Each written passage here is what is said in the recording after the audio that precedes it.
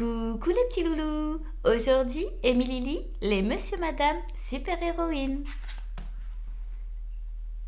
Madame Bonheur et ses amis mènent une vie secrète, une vie de super-héroïne. Grâce à elle, le crime ne triomphe jamais. Mais lorsque Calamity Canaille dévoile son plan machiavélique, c'est la panique. Super Bonheur et Turbo Boulot pourront-elles faire face? Les Monsieur Madame super-héroïnes.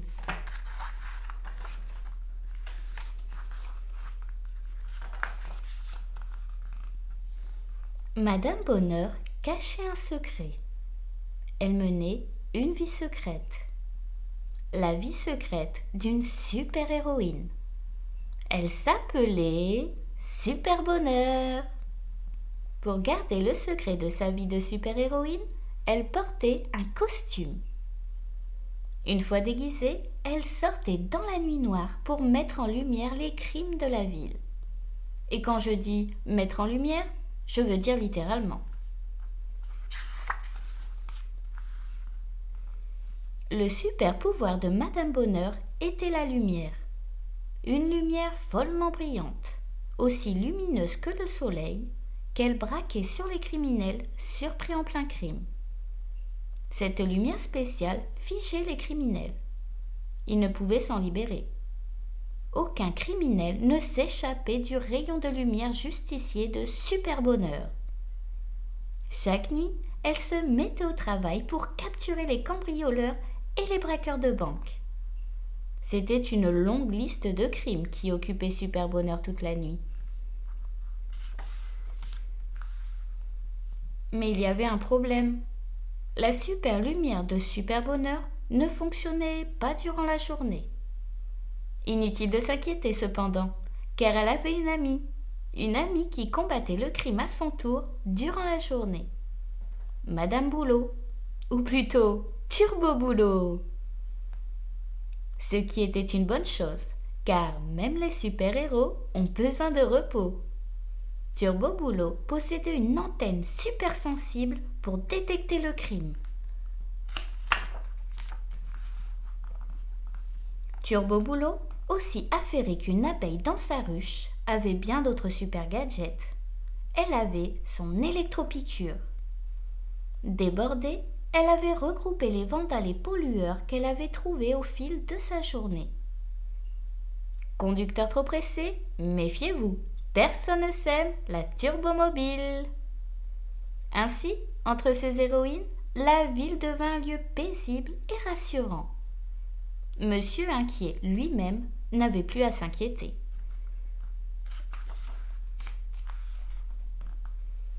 Une nuit, Super Bonheur arriva trop tard sur le lieu d'un crime. C'était une usine de crème en poudre. « Nous avons été pillés !» cria le propriétaire. « Tous les sacs ont été volés !»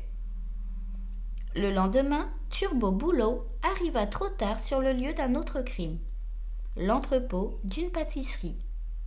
Et c'était la même histoire. « De la crème et des tartes !» dit Super Bonheur. « Qu'est-ce que ça signifie ?»« C'est un mystère !» répondit Turbo Boulot.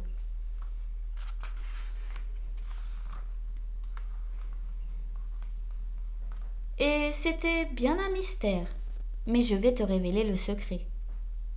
C'était l'œuvre de la plus détestable, super méchante et pire ennemie de tout ce qui existe de bon. Calamity Canaille. Mais toi et moi la connaissons mieux sous le nom de Madame Canaille. Elle avait mijoté un plan machiavélique pour dévaster la ville grâce à son arme Mégatarte. Une gigantesque catapulte de tarte à la crème. La première chose que les habitants de la ville découvrirent de ce plan fut un énorme objet qui se dirigeait droit sur eux. « Qu'est-ce que c'est ?» cria quelqu'un. « Des extraterrestres !» hurla Monsieur Inquiet. « Des extraterrestres dans une soucoupe volante ? Des extraterrestres dans une soucoupe volante venue détruire la ville ?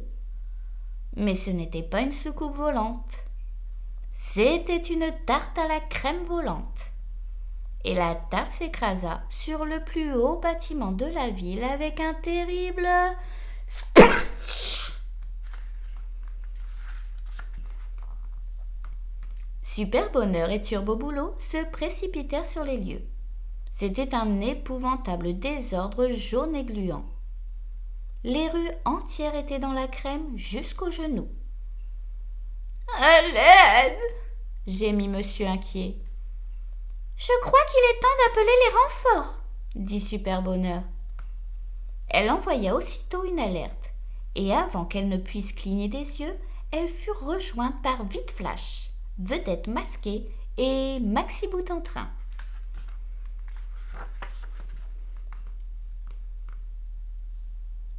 Que tu connais déjà sous le nom de Madame Vite-Fait, Madame Vedette et Madame Bout en Train.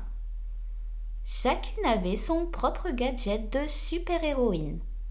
Vite Flash avait une paire de bottes fusées. Vedette Masquée avait ses étoiles gluantes. Et Maxi Bout en Train avait son pistolet à paillettes.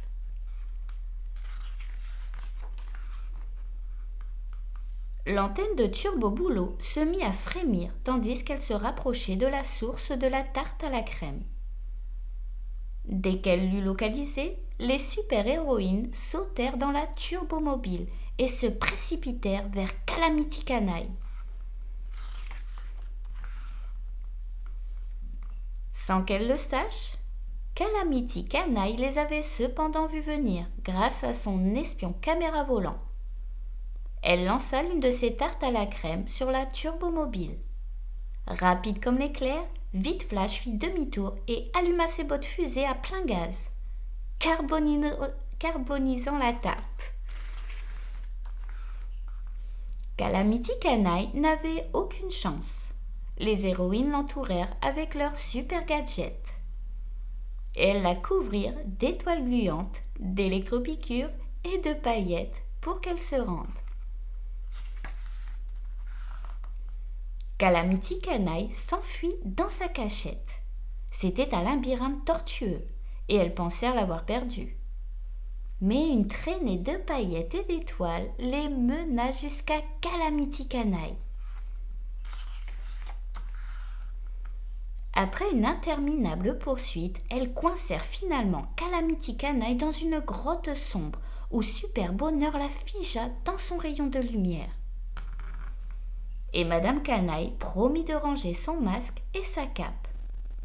Calamity Canaille n'était plus.